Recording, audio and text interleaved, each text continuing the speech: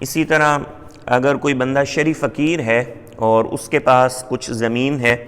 اور وہ وہاں سے فصل اٹھاتا ہے، تو جس طرح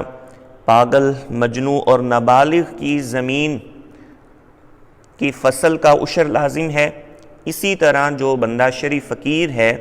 اگر اس کے پاس کچھ زمین ہے اور وہ وہاں سے فصل اٹھاتا ہے تو اس پر بھی عشر ادا کرنا لازم ہوگا۔ زکوٰۃ میں تو ایسا نہیں ہے، لیکن جو عشر ہے اس میں بہرحال یہی مسئلہ ہے کہ اگر زمین کم ہے یا زیادہ ہے، بہر صورت عشر ادا کرنا لازمی ہوگا۔ ہمارے ہاں بعض زمینیں ٹھیکے پر دی جاتی ہیں، یعنی کرائے پر، سالانہ اتنے روپے اس کا ٹھیکہ ہے، تو اس زمین میں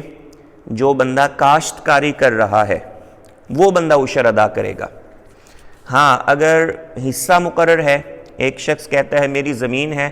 تم اس میں کاشتکاری کرو اور اتنے فیصد حصہ فصل کا میرا اور اتنے فیصد تمہارا، تو اب یہ دونوں حضرات عشر ادا کریں گے اپنے اپنے حصے کے مطابق۔ ہاں اگر ٹھیکے پر دی ہے تو پھر جناب والا جو کاشتکاری کر رہا ہے، جو فصل اٹھا رہا ہے، پھر وہ بندہ عشر ادا کرے گا جس نے زمین ٹھیکے پر دی ہے، کرائے پر دی ہے، اور وہ سالانہ اس کا کرایہ اور پیسہ لے رہا ہے، وہ اب عشر ادا نہیں کرے گا۔ ہاں وہ اپنے اس مال پر اگر صاحب نصاب ہو تو زکوٰۃ ادا کرے گا۔ عشر ادا کرنا اسی کی ذمہ داری ہے جو فصل اٹھا رہا ہے اور جس کو فصل میں سے حصہ مل رہا ہے۔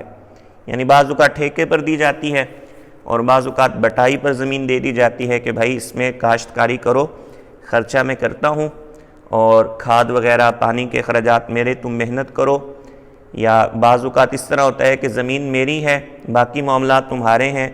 تو اتنے فیصد حصہ فصل کا مجھے دینا، اتنے فیصد حصہ تمہارا ہے۔ تو اب اس صورت میں جتنی وہ فصل ان کے حصے میں آئے گی تو اپنے اپنے حصے کے مطابق وہ عشر ادا کریں گے۔